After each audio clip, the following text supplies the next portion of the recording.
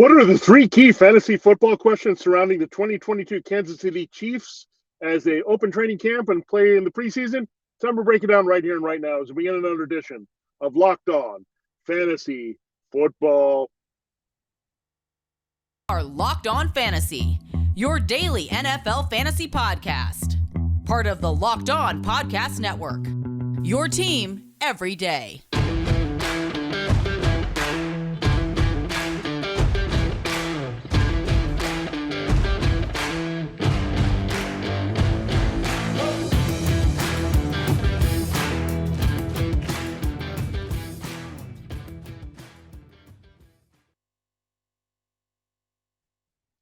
Greetings, everyone, and welcome to another edition of the Locked On Fantasy Football Podcast. As usual, I'm your host, Vinnie Iyer. When I'm not doing this, I'm writing about NFL and fantasy football for sportingnews.com. Go to the site now, get all your draft strategy tips, including rankings, advice, how to dominate your drafts. So they're going to be coming here fast and furious late in August and early September ahead of the 2022 NFL season. We're trying to get to all 32 teams. We're almost there to break them down for you. The key questions here for fantasy football. So doing some team-by-team previews. We're down to the last few here. We've got three more teams in the AFC West. If you missed any of the previous teams, they're up there. So 29 down, three more to go. Today's team that gets the spotlight, the Kansas City Chiefs. So we'll break them down in depth, and I'm sure there's a lot of interest in them with their fantasy football production here this season. So looking forward to seeing what they can do here without Tyreek Hill. That's going to be the big question. One of them, hinting at it for you here. Thanks for making Locked On Fantasy Football your first listen today. We're free and available to you on all platforms. All right, let us start here and break them down, and we'll ask the question about Patrick Mahomes. Let's not cut around this. This is the one that we're putting on our minds here.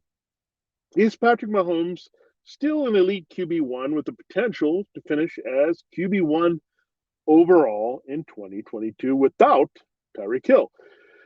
This is a good question. I think Mahomes is dealing with the first little mini crisis of his early career. Now, Aaron Rodgers has been really affected there in the rankings so without his receivers from last season as he tries to replace those key targets that went to Devontae Adams. It's been a little different with Patrick Mahomes. Some people look at him still not having a big drop-off. Now, the only reason people are not drafting Patrick Mahomes as the first quarterback off the board, they like Josh Allen a little bit more and Justin Herbert a little bit more, and they like him actually more than Lamar Jackson. So he has become settled in as the consensus QB3 here.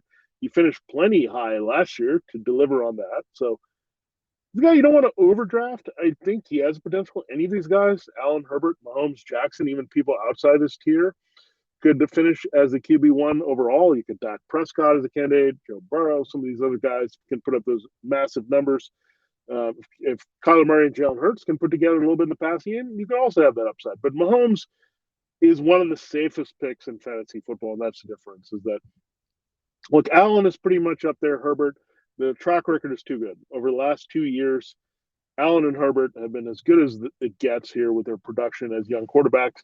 Mahomes has had a little bit of a drop-off, and the touchdowns can be a bit variable. But look at his finishes the past few seasons here. We know he had that massive MVP season in 2018, his first as a starter, but 8 as a starter. He missed games that year, so he could have finished easily in the top 5 in 2019. In 2020, he missed 1 game and he finished 3rd, and last year he finished 4th. So there's a little bit of volatility, but not that much. You know he's going to finish as a top 5 QB at the bare minimum. That is his floor. His ceiling is the QB1 overall. So this is how special he is. And the big difference, again, between him and Aaron Rodgers, he still has another go-to guy that's pretty significant in Travis Kelce, who's still playing in his prime. And Kelce is still going as the tight end 1 overall in fantasy football drafts. So keep that in mind.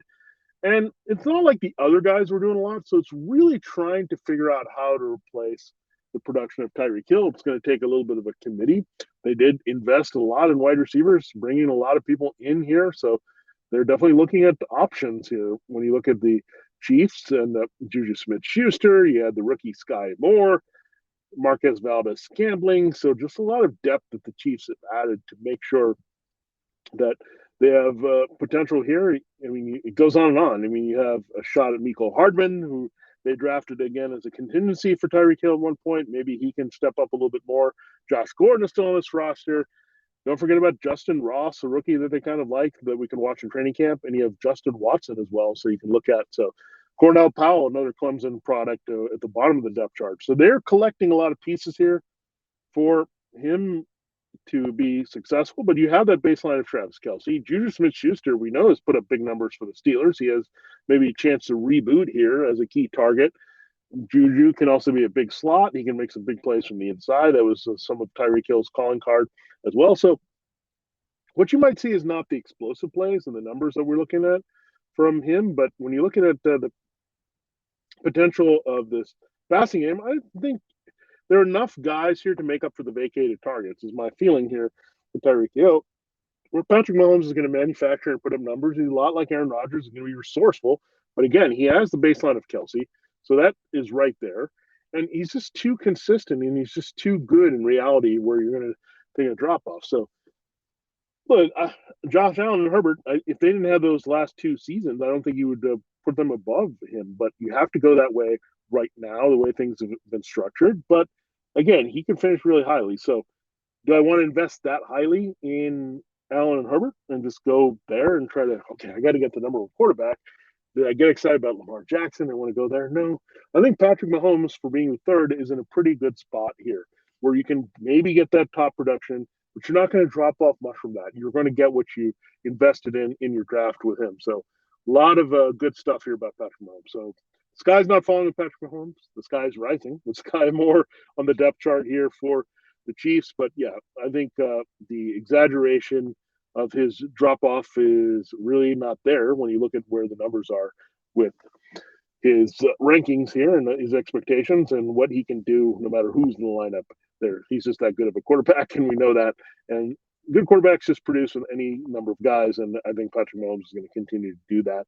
And again, in relation to Allen and Herbert, who have actually maybe upgraded their skill position guys or kept it status quo, he's still in a very good position to produce and can easily outproduce both those guys, and you don't have to pay quite as much in the draft to get him either in 2022. All right, there you have a look at the one key question with the Chiefs and the surrounding quarterback, and we will get into the running back situation next here on Locked On Fantasy Football. So looking forward to that here as we break down one of the more exciting teams for fantasy football this season. Before we do that, I got to tell you again about BetOnline. BetOnline.net is the fastest and easiest way to check in all your betting needs. Find all your favorite sports events and the number one online source for odds, lines, and games. And the games are coming. We know the preseason is about to start here with the Hall of Fame game. That's going to rev up, and you can get some action there. There's also NFL futures you can check out. And before you know it, there's week one that you can get into, and week one is up there now that you can look at. The odds are a good time to jump on here early before different things change them ahead of week one. So good time to do that. Odds, lines, and games that you're going to find at betonline.net. You'll also find reviews and news of every league, including Major League Baseball, which is in full swing right now. NFL about to be here. NBA, NHL waiting for them to start up very soon.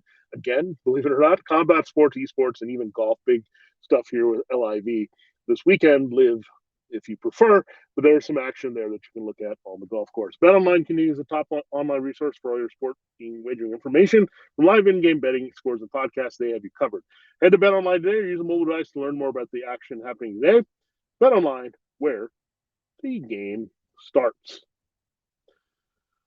All right, it is time to break down the next key question with the Kansas City Chiefs, and that would be Clyde Edwards-Helaire, and the question related to him, what kind of role is Clyde Edwards-Helaire going to have?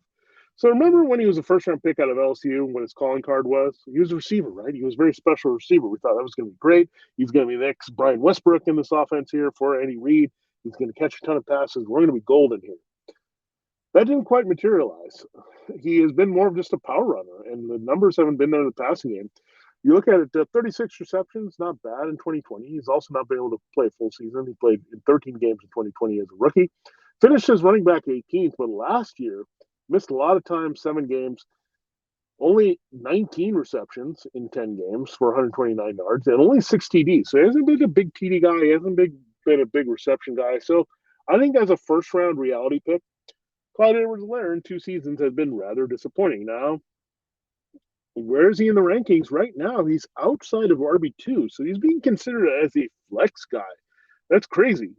A guy that was a first-round pick just a few years ago. The Chiefs have been kind of quiet on him. Now, we know Darrell Williams is gone, but this depth chart is different now because you have Ronald Jones, you have Jerick McKinnon as your third, and Derek Gore. Remember him? He had some fantasy football flash last year. Now, interesting to look at this because you look at the rankings, Fantasy Pros will use them as a source with the consensus here, like we typically do to find out what the industry is thinking. Clyde Edwards-Helaire is 28th. Ronald Jones. So, yeah, there's a lot of doubts about production here. And again, we know that it worked out really well if you had Darrell Williams last year and he produced really well for you, especially when Clyde Edwards-Helaire was missing time. Jerick McKinnon is down there in the 60s and 70s that you can look at running back. And Derek Gore, we know if push comes to shove, they will look at Derek Gore a little bit more. He's well down there, buried on the depth chart. He may not make this team, but Ronald Jones is definitely a factor. I mean, he was a factor quite a bit a couple of years ago with Leonard Fournette, but then he couldn't quite climb his way out of the potential doghouse there with Bruce Arians. I don't want to call it fully the doghouse. He had some moments with some big runs, but couldn't stay quite healthy last year. Fournette really turned it on. He was the better all-around back to stay on the field. So when you look at that, Ronald Jones is going to give you 0 in the passing game. It's just not going to happen. We saw that. They had Gio Bernard there in Tampa, but they also used Fournette a lot in his untapped potential that he showed with the Jaguars catching the ball. And interesting that they're both LSU products, Fournette and Edwards-Helaire, but Edwards-Helaire needs to be more involved in the passing game. This has to happen, especially when you lose Tyreek Hill and you're remixing your receiving core beyond Travis Kelce. You figure they got to use his strength at some point, but the question is, can he stay healthy and durable? That's the number one question. Can he finish enough in the red zone? We know Ronald Jones has been a pretty good power back in that regard. And you have McKinnon, who's a bit of a scat backish type that is hanging on here. I know it's a long shot for him to be productive, given he had that flash with the Vikings. He's an older back. Whenever the 49ers can stay healthy, he's kind of bounced around to try to get a role here. So that's a concern, but Derek Gore is always there. He has some experience in this offense as well. Keep in mind, Jones is a newcomer. But you look overall at this team, it's just not happening here for Clyde Edwards-Helaire, and good reason. I mean, I realized, hey, this wasn't the greatest draft pick here. He's not exactly useful the way we wanted him. He's not available all the time. And in the running game, he's going to be a bit of a question mark. So very interesting there that we look at with Edwards-Helaire and his role. Just I'm not interested. I'm going to move on quickly here. And again, if I'm going to take a chance, I'm going to look at Ronald Jones and the value there and move on. But the Chiefs backfield, yeah, if he starts dropping a little bit and he keeps falling outside and he's a flex play, yeah, you can take a shot on him. But again, don't have high expectations that you got to steal in the draft. There's just a lot of question marks about his role, and the Chiefs, I think, also have that based on their usage and based on who they acquired here this offseason. All right, that takes care of 2 key questions with the Chiefs. We will close the show looking at a 3rd key question. Make sure you're checking out the Locked On NFL show here on the network. We're going to carry and cover the biggest stories for you with our top national experts there. So check it out here on the network. It's Locked On NFL, a good roster of guests and hosts that you have to check out there. And they're going to carry you all through the season. It's 5 days a week time here. So we'll bring it to your team every day, but your league every day also. And that's what we do. Locked On NFL and Locked On Fantasy Football. All right, it is time to close the show looking at the key questions there with the Chiefs wide receiver core. And the question is, who do you trust most in this Chiefs wide receiver core between Juju Smith-Schuster, Mecole Hardman? We can throw in Sky Moore, Marquez Valdes-Scantling. Is there anyone we want to trust all that much? So let's start with who's ranked highest, shall we? It is Juju Smith-Schuster. He's ranked right at the wide receiver 3 spot. You go around a little bit lower. You have Marquez Valdes-Scantling. He's ranked as a wide receiver 5. Sky Moore as well in that range. So we're not quite sure, but I think Juju is going to have a pretty significant role. That's a pretty good value. I mean, this is Patrick Mahomes' potential number 1 target, and he's going as a wide receiver 3. I think we get some good value. And keep in mind, Juju was a special fantasy receiver when healthy. He has a kind of a new outlook here. He was limited by Ben Roethlisberger's diminishing arm strength. This guy can stretch the field a little bit more than he's given credit for. He was kind of seen as a pedestrian possession receiver in the slot, but that was more to do with the situation involving the Chiefs kind of, or the Steelers, I should say, passing game and not having the ability to get the ball downfield. Now that's not a question, right? With Patrick Mahomes, you can definitely get that type of a passing game there from your top quarterback. So looking forward to what you get here with the Chiefs, but definitely Juju has that potential. I mean, when you have that history of being a top receiver, and he's still very young and developing here, and he's no signs of real health issues that were also limiting him a little bit in Pittsburgh.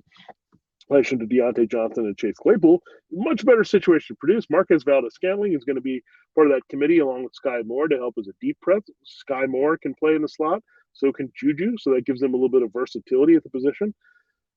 Yeah, so I think you can take some dart throws at some of these guys. I think Mecole Hardman is the least appealing of these top guys. I think I'd rather look at Sky Moore and his upside as a rookie. He could easily displace Mecole Hardman in that Tyreek Hill light role, and they need a Tyreek Hill kind of clone here to help them a little bit in his passing game. So Marquez Valdes-Scantling could be that deep threat on the outside that helps Patrick Mahomes in that sense. But you look at Moore versus Hardman, he could be a key there. Juju Smith-Schuster also has the body type to play on the outside here, playing off MVS. So again, I'm going to trust in Juju. I'm going to bump him up. I think he's a pretty good value as wide receiver 3.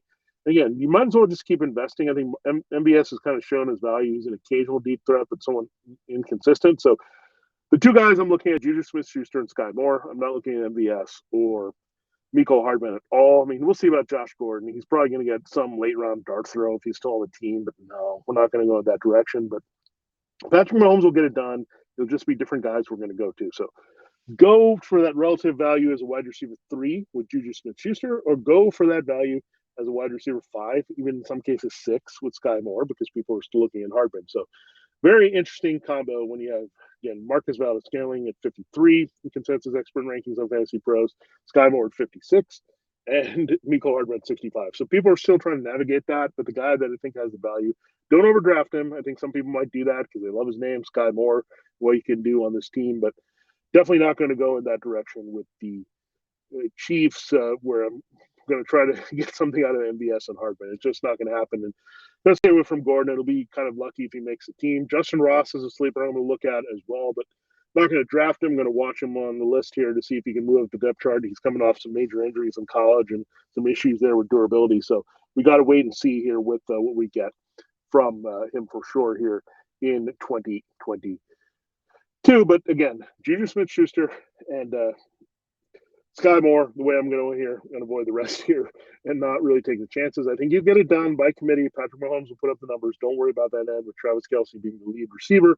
All these guys just have to complement a little bit. I think Juju and Sky Moore complement what Kelce does a little bit more than those other two receivers. And they'll have their moments and flashes and occasionally help Patrick Mahomes, but I'm not seeing this kind of being a thing that I'm going to invest too much in, and rightfully so. And that's why people are a little bit wary putting Juju Smith-Schuster as the top receiver on the Chiefs and still ranking him as a wide receiver 3. There you have it. There's a breakdown of the Kansas City Chiefs and their fantasy football key questions here in 2022. Thanks for making Locked On Fantasy Football your first listen today. And don't forget, we still need to wrap up our look at all 32 teams. On deck is going to be the Las Vegas Raiders, so the Chiefs' rival, and some buzz there with a new receiver on that team, Devontae Adams, joining Derek Carr. Then we're going to close with the Chargers, Justin Herbert, Mike Williams, Keenan, that exciting bunch, Austin Eckler, and the rest. So excited to break down those two teams. A lot of fantasy football upside as well. As we break down the Broncos and Chiefs, now we'll look at the Raiders and Chargers to close our series. Then start looking at the updates, news and notes you need to know, rankings. All the good stuff is coming in August on Locked On Fantasy Football. So stay with us. Again, thanks for making us your first listen today. We're free and available on all platforms. Now make your second listen to the Locked On NFL podcast. Our national NFL experts and insiders keep fans dialed in with the biggest stories and latest news from around the league, because an offseason doesn't equal a break in the action. For Locked On Fantasy Football for this week, thanks so much for listening. This has been Vinnie Iyer. Have a great day, and we'll see you. Have a great weekend. We'll see you Monday breaking down the Las Vegas Raiders.